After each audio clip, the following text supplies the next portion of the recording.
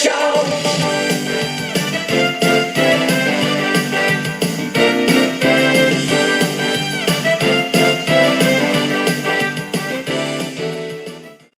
Hello and welcome to the Dr. Brian McDonough Show. I have a very special guest today, Ambassador Daniel Mulhall.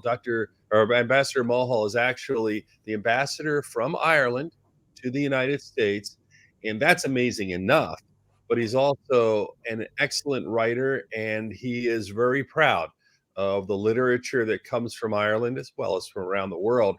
And this year, it's the 100th anniversary of James Joyce writing a classic novel, one that probably has been discussed and kind of criticized, understood, misunderstood for years. And what he's really doing in his book, Ulysses, A Reader's Odyssey, is actually looking at it through his eyes and trying to, I think, simplify it and make it so relevant because there's so much in there. I mean, it's been studied for 100 years. So first of all, Ambassador, thank you for taking the time to join us. You're very, very welcome. I'm actually visiting family at the moment in Edinburgh where my daughter and grandchildren live. So I postponed my visit here from Christmas because of the Omicron surge. So I'm here now and traveling back to to Washington, D.C. again on Sunday, but basically just spending the week both launching my book, but also I was launched virtually because of the circumstances in which we're in at the moment, but also just seeing family. And for the first time in 8 months, I haven't seen my grandchildren since then. So it's great to be able to celebrate a book being published and also to see the grandchildren. I guess that has to be so exciting. One of the frustrating things, and we've talked a lot about the pandemic, is being separated from your family. It had to be really tough. No, that's right. I mean, from March of 2020 until July of 21, I didn't see any member of my family. My wife and I were hunkered down in Washington, unwilling to make the journey across the Atlantic for fear of, picking up something and also bringing the virus to our family, which we didn't want to do either. So it was a sad time, really. I mean, we had to manage with Zooms and Facebook, FaceTime calls, and so on. We endured it. We managed, and that's one of the things that actually I think we should draw from this experience the last 2 years. That people have great endurance. I remember thinking at the beginning, how's this going to work? How are we going to be able to do this? But actually, nobody thought it would be 2 years, and yet somehow, most people have managed to fight their way through it and have managed to, remain on an even keel. And that's no small thing. And I'm delighted to say that, we've managed to navigate the shoals of this virus, pretty well. I mean, our daughter and her family have had it, but they got over it pretty quickly. And we haven't had it happily yet.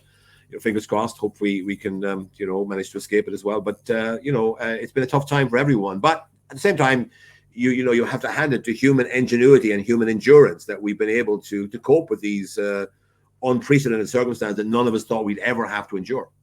And I've been following Ireland quite closely, the vaccination rate, the support. It's been incredible in the country as far as people getting together. It shows a lot, I think, about the unification of the people and trying to help each other. It shows, and I think that's important. Well, we do have social cohesion in Ireland, I think, to a very impressive degree, and people have been willing to abide by government recommendations. Public health authorities have been generally respected. We've had a small kind of resistance element, but it's been very small and very marginal. And we have some people who are anti-vaccination, but they're again small and peripheral. And vaccination rates, as you say, have been off the scale. Among the highest in the world, and that of course is now reflected in the fact that our death rate overall in Ireland has been one of the lowest in the world. Of course, we have lost 6,000 people, which for a country of 5 million is no small thing. But nonetheless,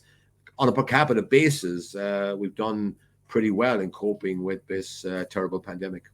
Well, it certainly follows a predictable path, and I think that has to be applauded. And I want to talk about your book, but Yeah. also a lot of people, I'm sure, are interested. 40 years of being an ambassador, and you've been an ambassador all over the world, including the UK, Malaysia, other places. Tell me a little bit about what you've learned about people. I am curious about that because you bring that into your writing. You have a really good understanding of the way people approach things, and I think that kind of gives you a greater vision of what Joyce was trying to achieve. Tell me about a little bit about what you've learned and how your career has helped you that way. Well, I mean, the first thing I've learned is that no country and no part of the world has a monopoly on wisdom. So I think as a diplomat, you have to be completely open-minded and open-hearted, because you've got to come to a country like the United States or Britain before, or Germany, with an open mind, not believing that you know everything and you know the whole story. You don't. No one knows the whole story. We have to put the whole story together bit by bit, piece by piece over time. And so I have learned that every country has its foibles, has its strengths, has its downsides, has its upsides, has its quirks, has its fascination. So what I've learned from 43 years now of representing Ireland around the world and working also in our foreign ministry in Dublin is that if you approach life with an open mind, an open heart, is the best way to find your way through that journey that we all have to undertake. So, wherever I've been in the world, I've always been excited to be there. I've always been curious. That's the other thing that I like to talk about, is the virtue of curiosity. Actually coming to a country with an open mind. I mean, not coming and saying, "Oh, I know all about America." And of course, for Irish people, it's very easy to fall into the trap of thinking, "Oh, we know America. Oh, I've been there many times. I watch American television. I follow the NFL. I know about baseball. I know about all aspects of American culture." But of course, when you come here, you realize how little you know. I think it's important to come with a sense of humility, with a sense of being a learner rather than a teacher. That's one of the things that James Joyce says in Ulysses, in the second episode of the novel. He's a teacher in the school, and the principal is a rather conservative gentleman who says to Joyce's character, "Oh, you're not really going to stay here. You're not really a teacher, are you?" And he said, "No, I'm a learner."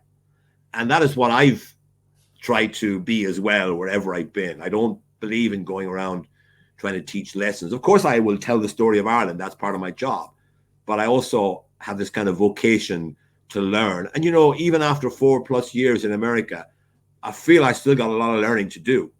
I don't think that at the end of my time in America that I'll be the ultimate expert on America. There'll still be a lot of things that I'll be trying to figure out. And I hope that, but one of the good things about diplomacy is that when you leave a country, you end up having a lifelong absorption in the affairs of that country, because you have learned to understand them to a certain level, and you are eager to top up your knowledge. So, even though it's 40 years since I left India in the early 80s, I still, if I see an article in the papers about India, I will tend to read it, because I have that kind of basic knowledge of India, and I like to top it up. And I'll be doing that with America, hopefully coming back to America on a regular basis after I leave here. But it's that flexibility, that open-mindedness, and that vocation as a learner that's important to, I think, navigate the challenges of diplomacy, because there are challenges.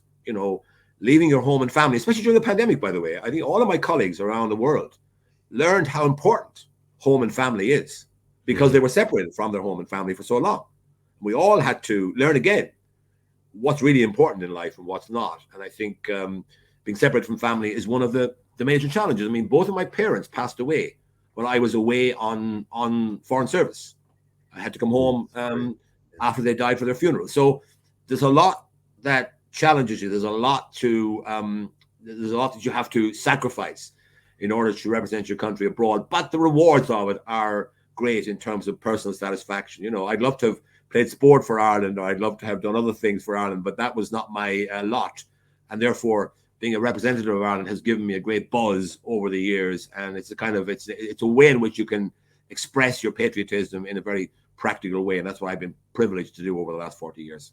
No, a lot of wisdom you've just shared in what you've just said. And, it's interesting if we even compare careers. I see people when they're ill and their masks are off. I always say that, they're the real people they are because they need you. And then later on, they kind of return to the people they are. Otherwise, you've seen societies and different cultures. Are we more alike than we're different, or are we all very different? What's your perception of having been around the world and literally integrated yourself with countries? Yeah, I mean, diplomacy is about building on our similarities. So we're attuned naturally as diplomats to work on the things that bind us rather than the things that divide us. We know that they're there, and sometimes those divisions get out of hand and countries have serious problems with each other. But by and large, diplomats have a vocation to bind people together, to find ways of bridging gaps, to find ways of smoothing out the rough edges of relationships between countries. So I've certainly, going back to my time in India, and India was, in those days when I went there back in the early 80s, it was a very remote country for me. It was a country I knew little about. And yet what I discovered was the humanity that we share. It comes out more clearly when you live in a country that's not familiar to you, that's far away from you, that is remote.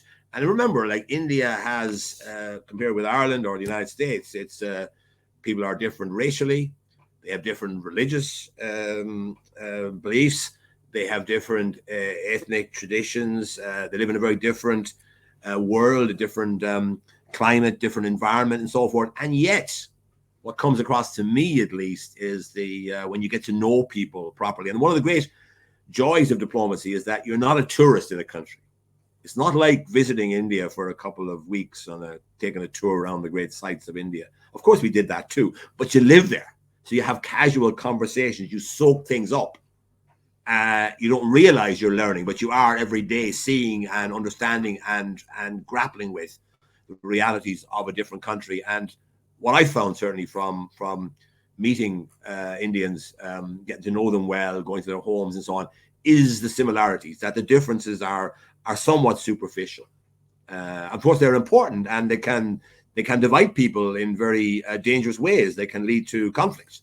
But fundamentally, as a diplomat, I'm always drawn to the similarities between the different branches of humanity. Fascinating. In case you're just joining us, this is Daniel Mulhall. He is the ambassador to the United States from Ireland. But in addition to that, and we're going to get to it, he has written a wonderful book, Ulysses, A Reader's Odyssey. Dan was born in Waterford, Ireland. He has lived throughout the world. And you mentioned you spent time in Dublin.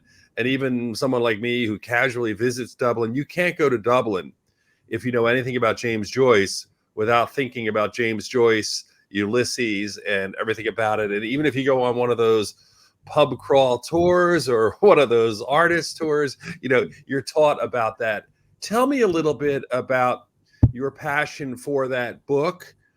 Clearly, some have said it is the seminal book that was written in the entire 20th century, but tell me about your passion, and you put a lot of work into this. Why? Yes, well, early in my career in India, actually, I discovered that Ireland's literature was a major asset to our country, because I met people in faraway India, very different backgrounds to my own, that had a knowledge and an interest in the work of the great Irish writers.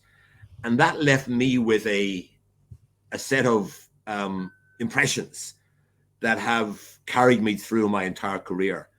And throughout my time as a diplomat, I have used, I hope I haven't abused, but I've certainly employed literature and history as a way of telling Ireland's story, because, one of the fate, the kind of default fate of a small country like Ireland of 5 million people is to be overlooked, to be ignored. Now, there are two reasons why that doesn't happen to Ireland.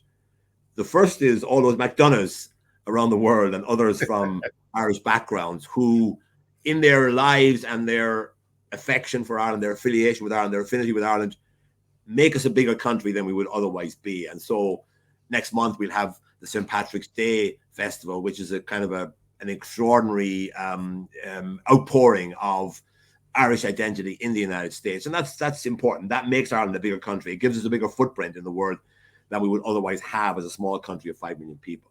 And then the second thing is our literature and our culture. Because the fact is that we have conquered the English language. It conquered us first, by the way. Centuries ago, it was forced on Ireland by virtue of the conquest of Ireland by our nearest neighbor. But we have used that language, I think, very effectively. And we've produced, in the 20th century especially, a tribe of really distinguished writers. And, you know, let me give you one anecdote.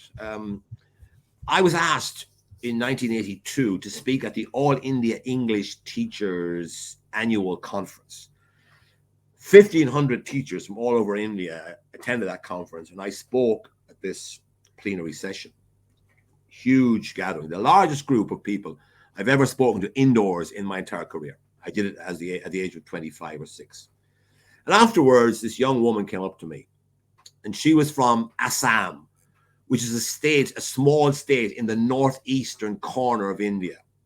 And she told me that she was teaching James Joyce, A Portrait of the Artist as a Young Man, in her school in Assam in remote northeastern India. And I thought, that's astonishing. Now, she told me she had never actually seen a copy of a portrait. She was working on the basis of stencils, of photocopies or early photocopies, which were available. And that's how she taught Joyce. So I immediately gave her my copy of Joyce's portrait. But that memory has never left me, because the very fact that our small country could produce a writer whose work would be read so far away from Ireland by people with a very different background, a very different ethnicity, a different racial character, and so forth, that to me was a game changer in my understanding of the importance of literature for Ireland. And I've taken that idea around the world with me. And for example, when I was in Berlin 10 years ago, a little more than 10 years ago, and we were in the middle of this terrible economic and financial crisis, and Ireland was in pretty bad shape at the time. And a lot of Germans, thought negatively of us because they felt that we had kind of, we had let our economy, go downhill, and they kind of blamed us in a way for that. It wasn't a valid piece of blame attached to us, but it was the way it was. And I remember going around Germany and giving talks about Joyce and Yeats. And I would always say at the beginning of my talk, now, I'm going to talk about Yeats or Joyce, but I want to start by, you've probably seen some reference to Ireland in the papers or on television, that we're not doing so well economically. That's true. Having a bad time. I would explain, this is what happened.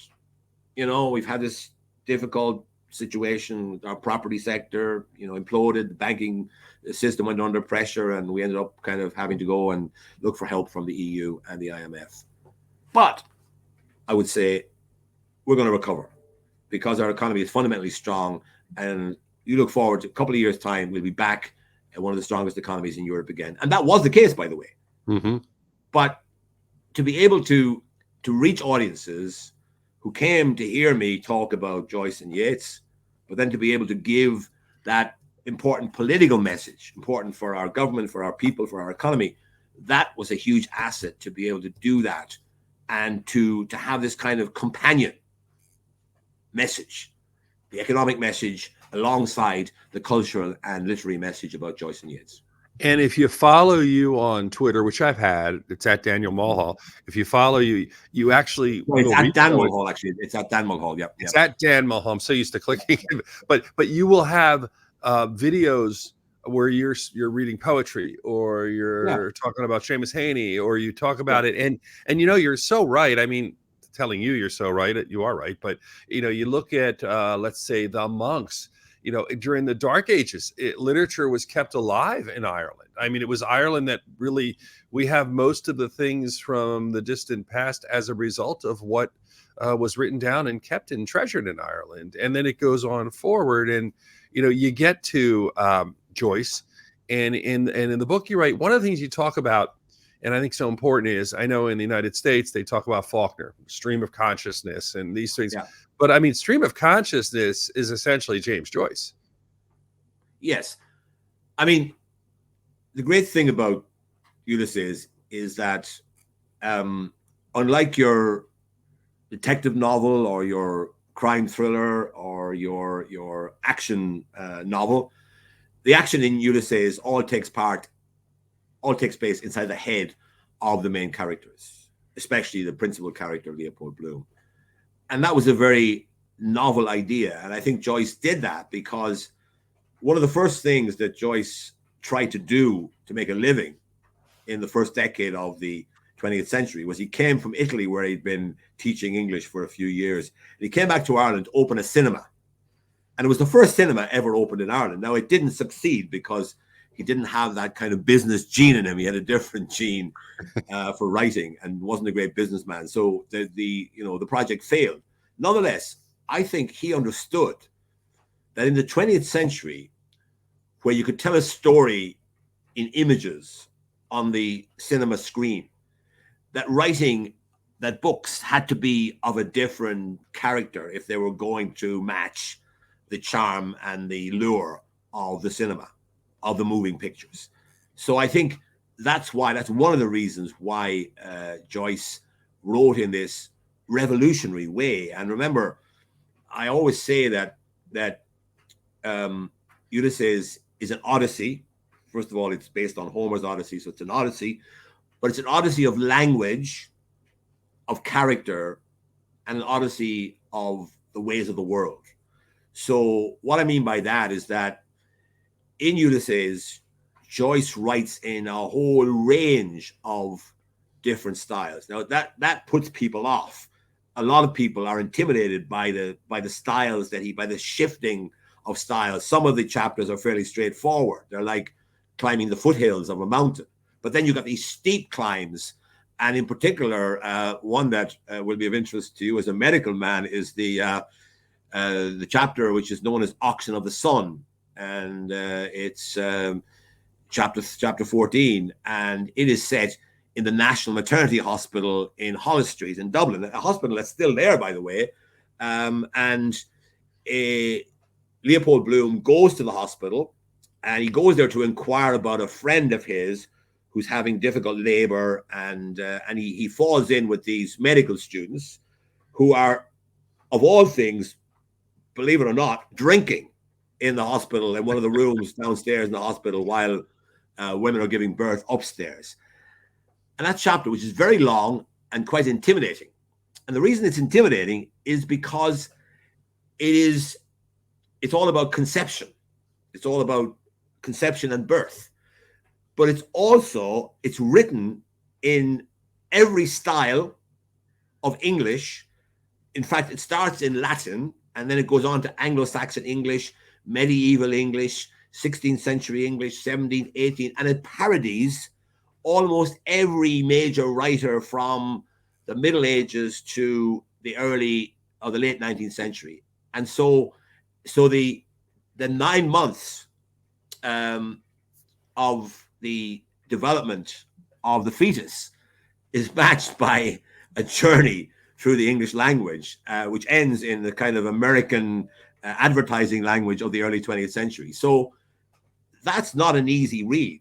And a lot of people probably find that much too difficult. And I don't blame them. And I say to people in my book, if you find that difficult, skip on, move on to the next chapter, and you'll find other things in the book that are much more amenable to being understood by, the average reader without spending a lifetime doing so. So there's a whole range of different styles, and it's a kind of it's a bit show. I mean, I do criticize Joyce a little bit in my book, because I think some of it is exhibitionist. Some of it is probably, even Ezra Pound, who was a great supporter of Joyce, a great American poet, was critical of Joyce. He said, you don't need to have a different style in every chapter. It's not necessary.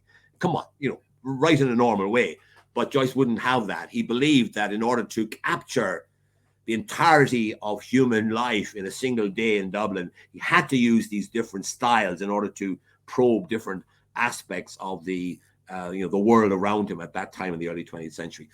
It's an odyssey of character because, most characters in fiction, the narrator describes them and they speak.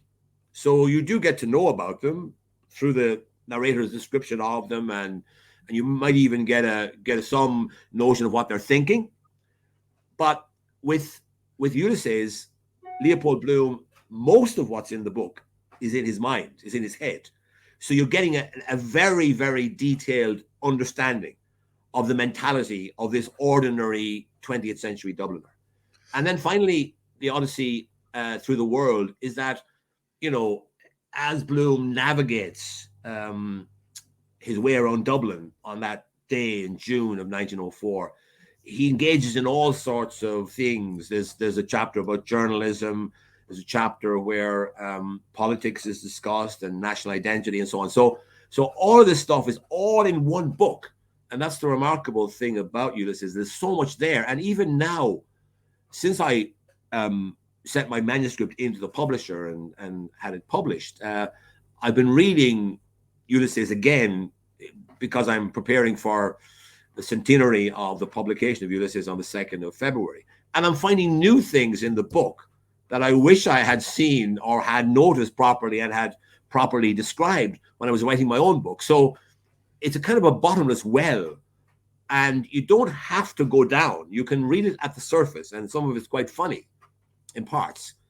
But if you want to dive down, the depth of the book is so great that you might spend a lifetime trying to come to terms with it. That's not for everyone, but some people like that kind of forensic activity. And I certainly have become more keen on that kind of reading effort now in my 60s than I was when I first encountered the book in Kansas City in the summer of 1974 when I was in my late teens. You know, it's really interesting you mentioned that, because what you did was, I mean, many people, their one and only encounter with this book is they saw it, started it, and went to, in the old days, Cliff Notes, and the present day Spark Notes, and got somebody's interpretations. They get through a test or whatever. But if you read it, and it's amazing the genius of the man, that he can do so many things. You know, you talked about him kind of showing off. You know, it's the equivalent of a basketball player in today's world, you know, going up and doing a windmill dunk, you know, against another team when they're wide out in the open, just to show off. It seemed like there is a bit of that. There's a little bit of that, I can do this, so I will. Or do you think he was experimenting? Like, do you think it was an aggressive attempt at I'm a great writer, or was he experimenting with things and challenging himself? No, I think he genuinely believed that he needed to extend the boundaries of writing in order to say the things he wanted to say.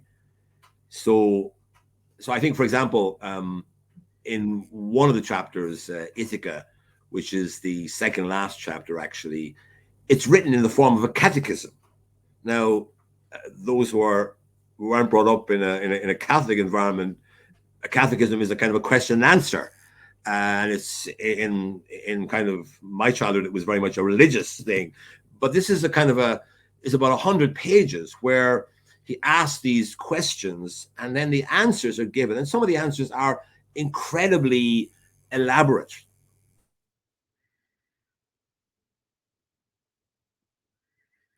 I think we've lost Dan at this point. Hopefully he can reconnect with us.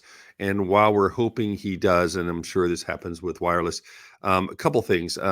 People who have commented about the book, Ted Smith, for instance, irishcentral.com, he basically said Ambassador Mulhall clearly decodes all 18 episodes of the novel, providing personal and funny insights that contextualize and illuminate Joyce's text, making you want to pick it up again. And I think it's interesting, if you listen to him, and I hope he is able to join us in a few seconds if he reconnects.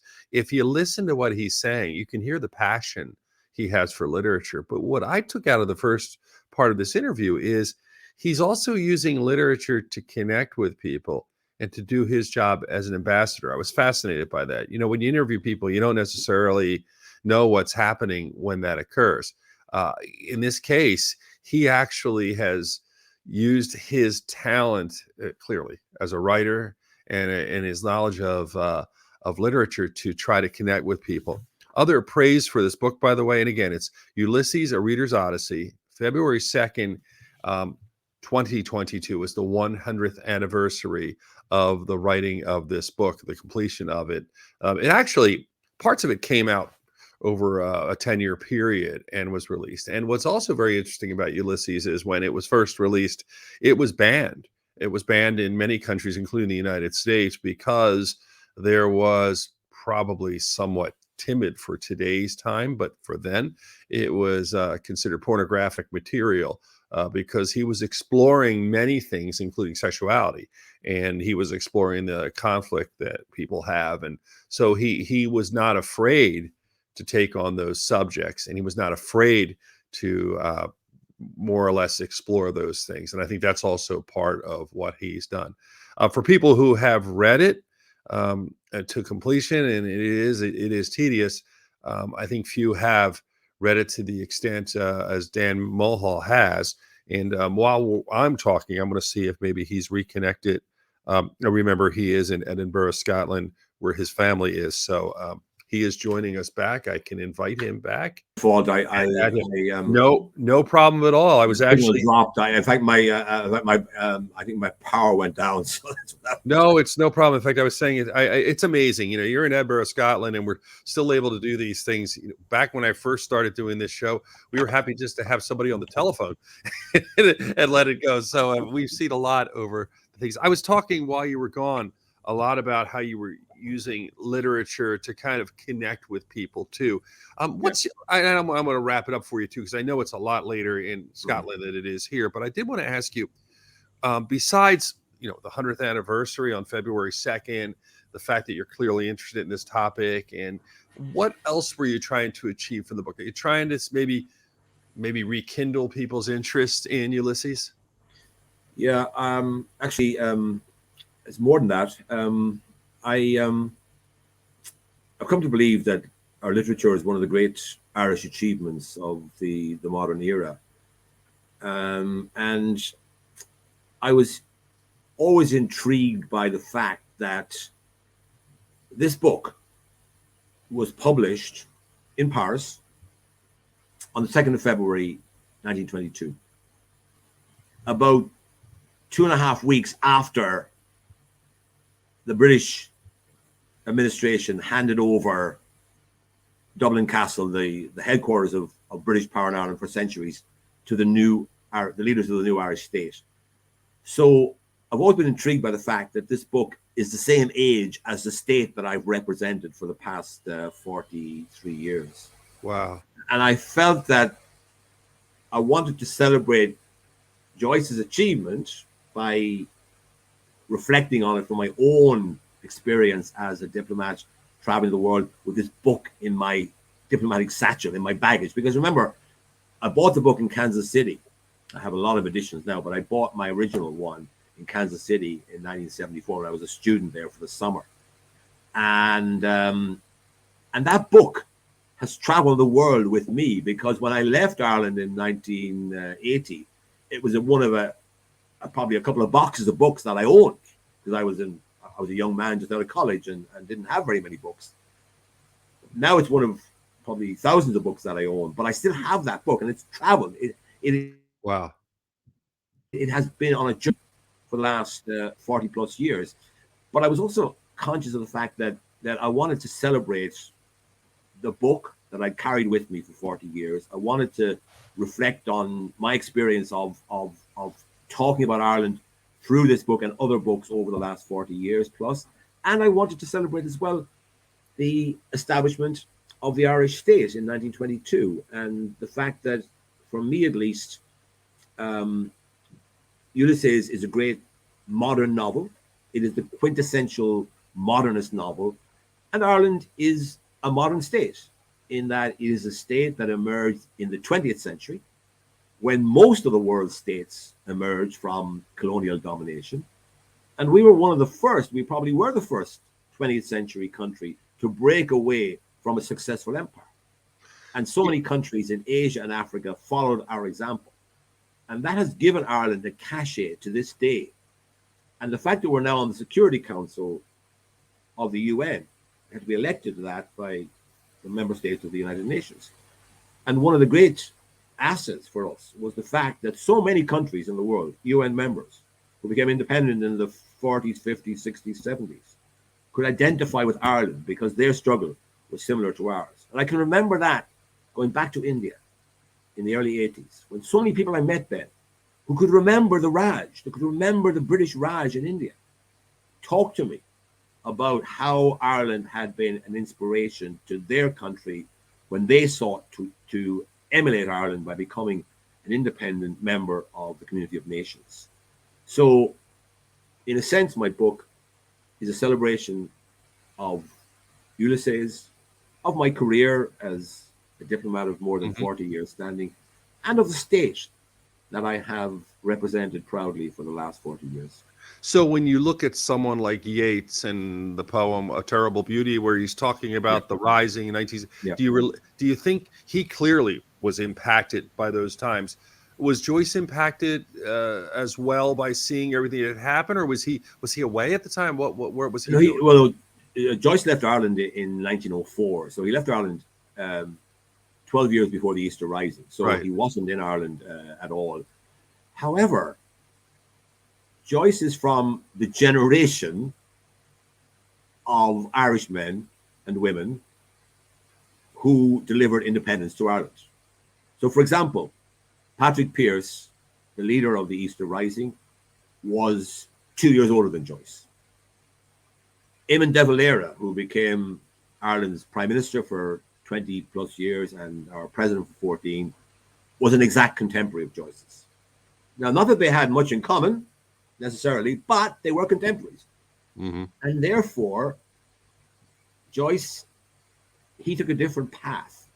His path was to go abroad, remove himself from Ireland, but then forensically examine Ireland like a pathologist, looking at Ireland, looking at the entrails, going through the country with a fine-tooth comb and revealing to us things that we otherwise wouldn't have known. Joyce was essentially, he took his politics from his father. And his father was a great admirer, a devotee of the great 19th century Irish politician, Charles Stuart Parnell. And Parnell fell from power in 1890 when he was involved in a divorce scandal, which caused him to lose his position as the leader of the Irish movement, the Irish parliamentary movement at Westminster, which was pushing at that time to get devolved home rule for Ireland. And so that was the world that Joyce grew up in. And in a way, interestingly, 1904 is halfway between the fall of Parnell and the Easter Rising. So I describe 1904 when Joyce set his novel as a time when Ireland was on the cusp of change. And you see that political change reflected in the novel. So you get a portrait of his father's generation who were disappointed, dejected by the fact that their great hero had fallen from power. Joyce shared those views, and one of the reasons why he left Ireland was he felt that Ireland had betrayed her best and would betray him too. But then you have references in the book to Arthur Griffith, who in 1904 founded what became the Sinn Féin movement, very different from the one that exists today. But the Sinn Féin movement after 1916 became the head, or the titular head, of the Irish independence struggle. So you do see in Ulysses the kind of beginnings of a different Ireland emerging. But Joyce was really looking at the Ireland he left, and he was forensically analysing that. But there are some hints. And of course, by the time Joyce finished his novel, Ireland had achieved its independence. And in fact, it was published just a few weeks after the treaty between Britain and Ireland was ratified by the Irish Parliament, and therefore Ireland was set on the road to independence. But that independence element doesn't actually appear in Ulysses because it's set in 1904. But you can see in the book that Joyce was aware of the fact that things had moved on, and that Arthur Griffith, the founder of Sinn Féin, who had been an obscure character in 1904, by 1922 he was the president of the Irish Free State, so he had become a major figure. And Joyce has a little joke in one of his chapters, where his main character, Leopold Bloom, is fictional, of course, but he's of Hungarian Jewish background. And because of that, some of the drinkers in the pub in Little Britain Street, which is where the Cyclops episode is set, they talk about Bloom. He's not there, but they talk about him. And two of them discussed the fact that Bloom had given Arthur Griffith the idea for his book, The Resurrection of Hungary, which was what was the founding idea for Sinn Féin, that instead of looking for independence or looking for home rule at the Parliament in London, that we should follow the Hungarian example, and we should withdraw our people from London and set up our own Parliament in Dublin, and then basically force the British into giving us some form of independence. So Joyce plays a little game by pretending that his fictional character gave Arthur Griffith the ideas that actually became the philosophy of the Sinn Féin movement, which ultimately became the driving force behind Ireland's independence movement in the period between 1917 and 1921. You know, it's interesting. That's why history and English are just inextricably connected. You know how they were. But I do want to thank you. By the way, I got to tell you something. I told my father's, obviously, his family's from Lettermullen, and I mentioned, you know, that we were talking, and people were so excited in Lettermullen about you. And I got to tell you, that's a little place, but they know the work you're doing, and I think it's greatly appreciated. It isn't just Waterford where you're from. There's all over the country. I think people have appreciated. I represent the entire country. I sometimes give a bit more attention to Waterford, but that's just the way it is. We're, you know, in Ireland, we're all from a county, even a bit more than America. I think we all have a kind of our local, you know, allegiances, mainly centered around Gaelic football and hurling, which is what kind of gives us our county identity. But hello to all the people in Lettermullen there. And Ambassador Daniel Mulhall is the author of Ulysses, a Reader's Odyssey. I got to tell you, I think it's worth the read. And it may, whether you read Ulysses or not, it breaks things down and makes it fun. And I think that's my book is for people who are, it's for people who have read Ulysses, are going to read it, or those who will never read it but want to know a little bit about it. And I try to give a flavor of the book, which I think I do in a way that's accessible to the average reader. Well, I appreciate all your time, especially I know how late it is in Edinburgh. Enjoy Edinburgh; it's a pretty amazing place, and spend some time with your family. Thank you very much, Ambassador. Thank you very much. Bye bye. Thank you.